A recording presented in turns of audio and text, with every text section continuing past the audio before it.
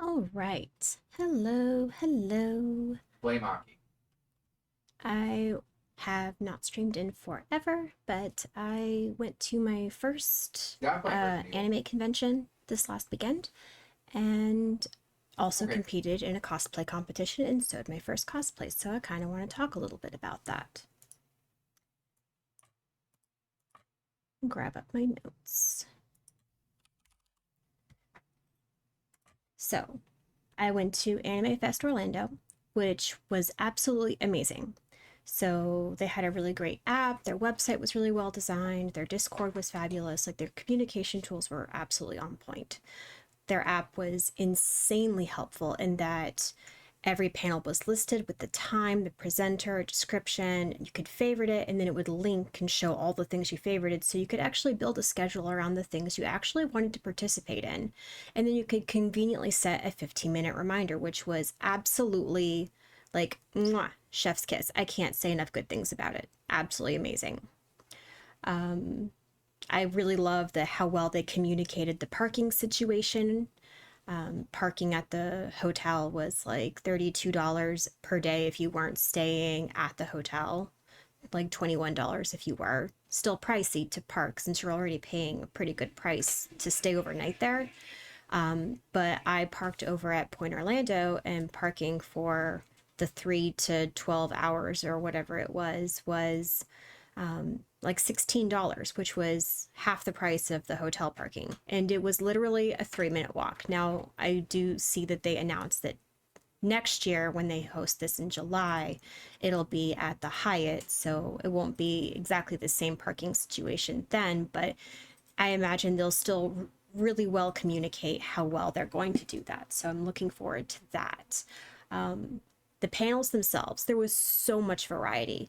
It was like a nonstop party. I think when I was looking at all of the different options, they started at 2 in the morning and or they stopped at like 10 a.m. and ended at 2 a.m. So like there was only 8 hours of any given time where there wasn't something happening. I imagine like 6 hours for sleep, 2 hours to hustle yourself into whatever it was you were going to be wearing that day and throw yourself into a room. But there was a lot of choices, and a lot of them, the ones that were more after hours obviously had more of an after hours feel to them. And because I was commuting, I didn't stay at the hotel, and I live maybe an hour or more away. I didn't stay for all of those late night activities, so I can't really speak on what those were like. But the panels I did attend were really great. They were really, you know, they did a good job making their panel selections, and the sheer amount of variety. Like they had gaming, they had tabletop gaming, they had how to build a cosplay, tributes to different kinds of anime, and it was just, there was something for everyone. A friend of mine who went with me really enjoyed, they did a K-pop dance hall, and that was like absolutely spectacular for her. She thoroughly enjoyed that. There was just a lot. And the shops, there was a lot of shops. There was a lot of varieties for shops. There was a lot of really great merchandise to be had. I was broke, so I bought nothing, but it was amazing to look at all of the great things that were on offer.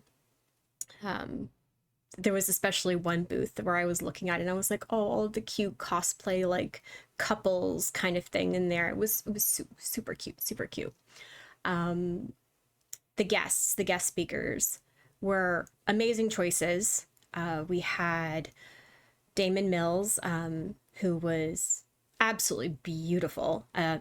They don't they don't do voice acting for shows I particularly cared about. I was there originally for Jill Harris, who unfortunately couldn't be there. There was a situation where that wasn't possible. We understand. It's cool. We still had Jordan Dash Cruz, who was the voice of Stark and Freerin, and that was amazing. And his wife Kelsey, who has a lot of background roles, but she has gotten a bunch of newer roles, and she was an absolute sweetheart. While she's Yinghua in Apothecary Diaries, and she was just the absolute sweetest thing. She was probably my favorite part of the whole convention. Absolutely can't say enough great things about her.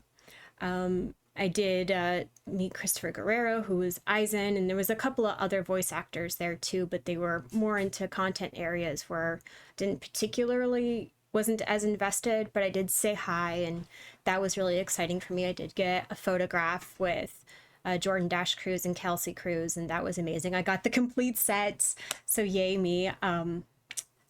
Let's see what else. The All right, I did have like one thing I thought could have been a little bit better, maybe like the food situation.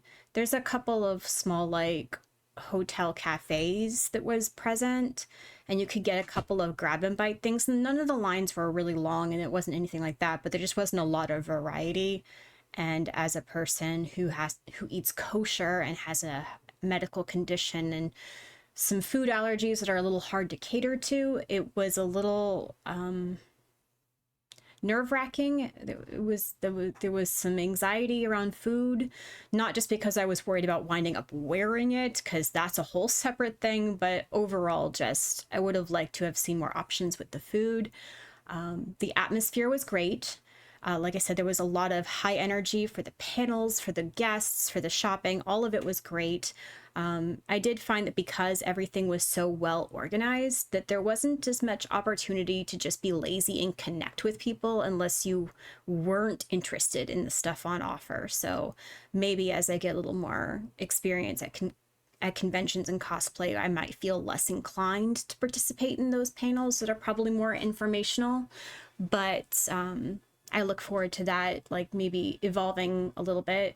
I did make some friends going and participating in the cosplay competition, particularly, although I did make a couple of friends with, like I said, the voice actors who were really fun, and I appreciated that.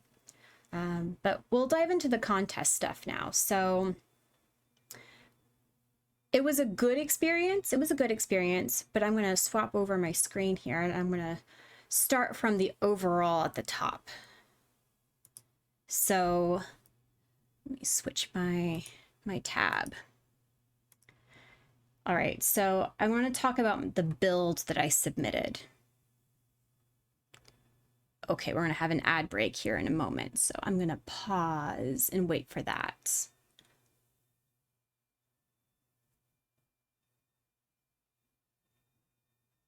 Oh, it's not going to start for like 46 seconds. All right, I'll go ahead and start. So when I registered for this competition, it didn't say that a build book would be necessary. And I had started my build and the research for it way back in, well, the research for it, I'd actually started in December, and I actually started building it, like sewing it, in March.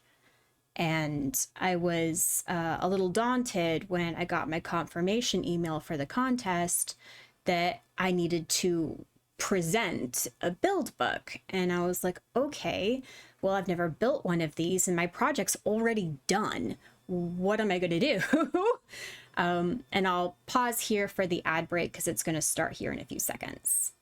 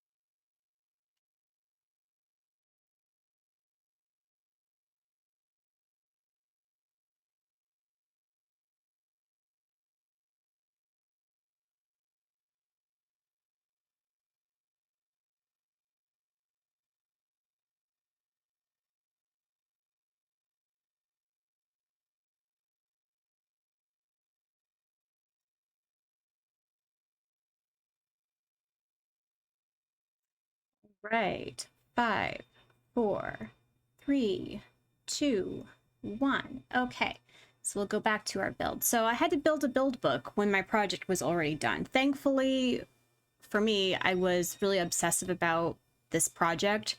So I did send a lot of in progress photos to friends of mine, and I'll take you through what I made. So I had my reference images, my inspiration. I wanted to do Mau Mau, but I really wanted to do the one featuring the frog scene since I felt like that was a really impactful scene.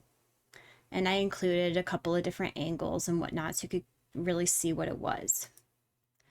You know, I went to Color's website and I pulled actual hex swatches from the photo and then went to the RIT dye mixing manual for mixing several colors together and try and get the closest combination imaginable to the hex colors. And I did intensive research on the kind of fabric I should use. I ultimately went with bamboo derived rayon because while the show is not historical, I did want it to feel like it looked like it was inspired by the outfits by the Tang Dynasty. So I wanted to be as accurate as I could to that period as an inspiration. And elevated servants in the Tang Dynasty would have worn something like rami, which is a plant-derived fabric that has a slight sheen to it. And the closest I could get was bamboo-derived rayon. I did the skirt with an invisible zipper. I had grosgrain ribbon for my chemi set and all of the different dye combinations. I did have to double these concentrations since I couldn't dye it using heat.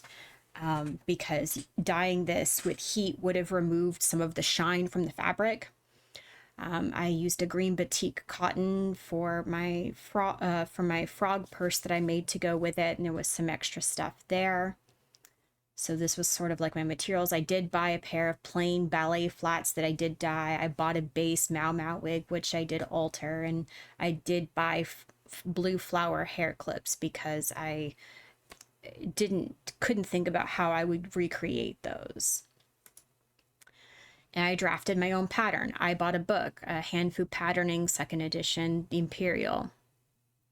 And this is something I was able to get on Kindle for maybe $8 or $9. I don't remember exactly how much I spent, but there has a lot of different, as you can see from the cover there, lots of different options for building your pattern. And all of them involved drafting it yourself and doing all of the math. So there was a lot of intensive math involved to make this pattern fit me and be accurate. I was very, very happy with it. So I drew all my patterns in Inkscape. I projected it on my Ditto. I was very, very happy with the outcome. I did have to draft the chemi set, the top, the overcoat, the skirt, and the belt separately. And these are kind of like what my construction details looked like. That ribbon piece is what is holding it up. It would be folded down later just so that way it wouldn't be visible, but that's how it stays on. We had our box pleats showing because, you know, once everything was on, a lot of these details wouldn't exactly be showing. And again, thankfully, I took a lot of in progress photos. So I was like, oh, look at what I was doing on a Saturday. And I had all of my dye in my kitchen sink. God bless my kitchen sink. It has seen some things. And then, you know, seam finishing. I did a blind hem stitch. I learned to blind hem stitch specifically for this project because I wanted to limit how much of a seam would actually be showing. Because obviously in 2D animation, they're not showing the hemline. So I felt like that would have made it as accurate as possible to the way it was represented in the animation. These were the ballet flats. I ripped out the sole of them, dyed them with dye. For my hair clips, I just did fabric spray painted with Velcro. I ran out of all of the energy to make it proper there. This was the wig, how it was bought, had to be straightened and styled, colorized with some alcohol markers. Some of the detail photos once everything was together. And ultimately, like, I mean, this was before the wig was actually all the way finished, but it gives you an idea of how close I actually got to the coloration. And I was very, very proud of how close I was able to achieve with that. But we'll slide back over to chatting here for a second. So very, very, very much was happy with my overall build. I was disappointed that I didn't know I needed to build a build book until after, you know, it was already made, but that is what it is.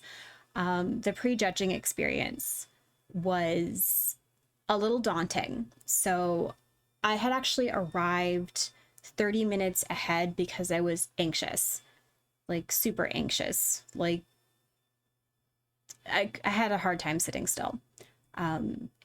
And it felt very much like a job interview. And when I walked in, because I was the second person to be seen, it felt like they were expecting me to come in with like a speech prepared. And I just was very upfront. I was like, look, this is my first cosplay, my first convention, my first cosplay competition. This is what I'm wearing. This is my build book. Feel free to ask me questions. Was very, very anxious about what it was they would be looking for. But yeah, it felt very much like an interview. And I think that if I was, you know, and I am planning to do this again, I would prepare for it like an interview. I mean, you basically have to, instead of selling yourself for a job, you are selling your project to a judge. So you have to be like super enthused, and you really have to like be ready to talk about your project and not rely so hard on your build book like maybe I did in this particular instance, which again was not as comprehensive as it could have been because I didn't know to build it while I was building the project. So there's that. That was really early in the morning. That was like 11 o'clock. And we were to meet back at the main stage for 4. And that's about an hour before the contest was supposed to start. And all of a sudden it was very surprising. They were like, oh, hey, by the way, you're going to have 3 stage markers. You're going to want to be here, here, and here, you know, have something ready in that, you know, for that final pose or whatever. And I was like, oh, great. This would have been nice to know in that confirmation email. So I could have been practicing in a mirror what these look like, so that way I don't look silly on a stage and trying to improv something. Like that was very nerve-wracking, and I wound up being so nervous about it that I actually left my my scarf piece entirely on my chair, and I had taken off my glasses and I could see nothing. It was very, very, very kind of a sensory overload sort of a moment, and I'm an anxious person anyway. Not that I'm necessarily afraid of a stage, because I'm not. I am horrified of public speaking, but that wasn't really an issue in this particular case. It was just, there was a lot of surprise anxiety, like, surprise! You signed up for this and then we didn't give you all of the details. So that was very, very nerve-wracking for me. So I will definitely know, and I think moving forward, I will plan, you know, a couple of actual photo posing positions and whatnot, because that'll be great for if anyone actually asks you for a photo. Oh, I didn't really mention that under atmosphere. There was a lot of introverts, and people were really too afraid to come and talk to me. Either that or they were just completely unenthused, one or the other, which is okay. But it was a little unusual for me, and it was kind of hard to get used to. At the next day, obviously, I did not win. Let me roll that back for a minute. Let me finish the rest of that part of the story. So I didn't actually expect to win. I didn't. Not really. This was just meant to be a learn and go situation. But somewhere along the way, I had seen some photos of some in progress builds, and I had gotten a little more confident about my project in the novice category. I did compete in the novice category, even though I'm an expert level seamstress. I am not an expert layer cosplayer. I mean, there is a difference, and we learned that very distinctly this last weekend. And it was a little alarming that those two things didn't quite go together. So I was feeling pretty good about my chances until Saturday morning. and I had seen some of the finished builds, and I was like, oh, oh, we're gonna stand next to that? Really? That just seems like cruel and unusual punishment. That's not fair. So we did learn that maybe having a more dynamic character as a cosplay would probably be appropriate, especially if your aim, like mine, is screen accuracy rather than being flashy or dramatic.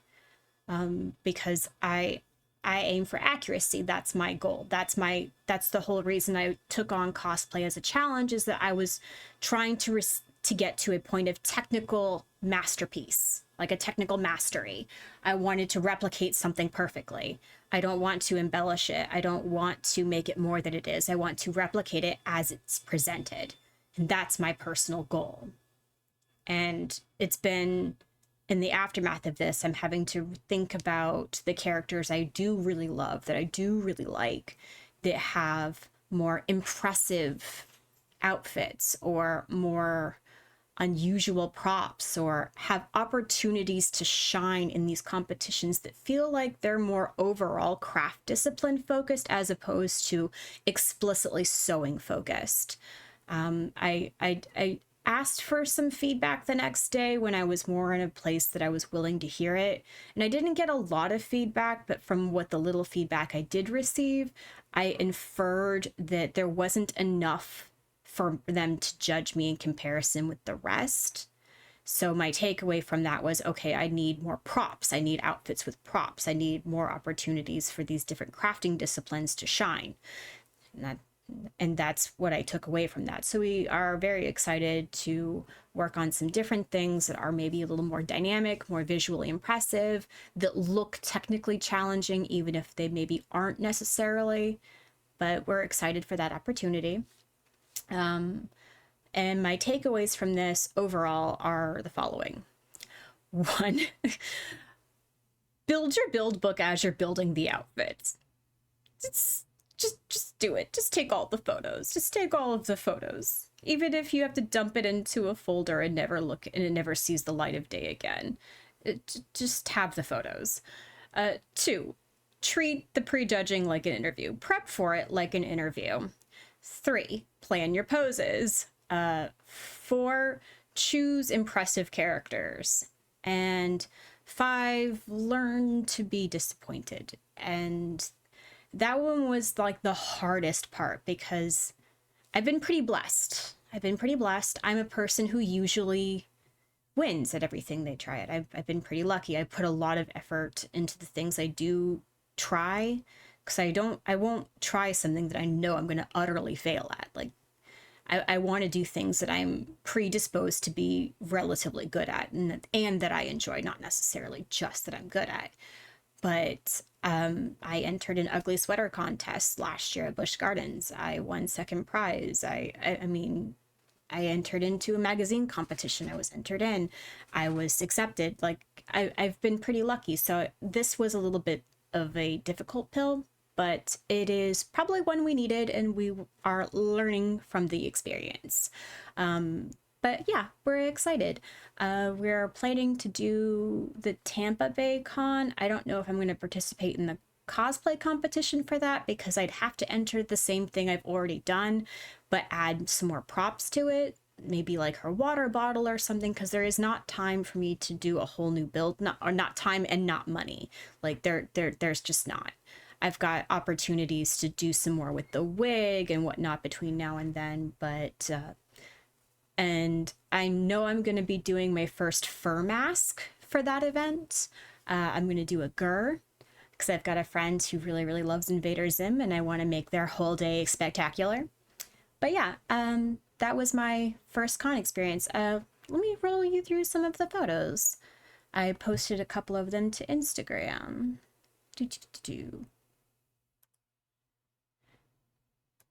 All right, so day 1.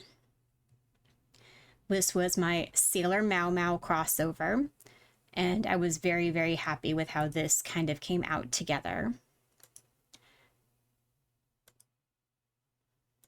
It was a good time. and my friend was a great support system for me. We tried to take as many Mau Mau pictures as we could that day. And on the second day, this was the cosplay competition day, so I was dressed in my competition outfit. That was, if I was to do this again, I'd probably plan to probably not move around so much on competition day. I had to fix my hair a couple of times, but it was a good day. And this was the outfit that broke my soul when I was looking at, oh man, I'm going to be compared next to these guys. I'm so screwed. So yes, I am still mad that they did not get Best in Show. They should have gotten Best in Show. They were so amazing. And this was one of my new friends that I made. Absolutely love her, Ling Che. Absolutely sweetie pie. And these were some of the organizers for the cosplay competition. They were really fun. And I think she won recycled materials, like a judge's award for that. That was really cool. Here we are with our studying our build books before going into the cosplay competition pre-judging. And this is Kelsey Cruz, and she's a freaking sweetie. Definitely. Oh, and I loved this. I hunted this guy down for this photo. So wonderful. And then the next day I did Frieren, and I was so pleased with how this outfit came together, y'all. Oh my God. In love. I did just decide to own it and wear my glasses because it wasn't worth being blind. And on this day, I took a picture with Jordan Dash Cruz, and I was really, really excited. And we made some more friends. But yeah, that was my convention experience. I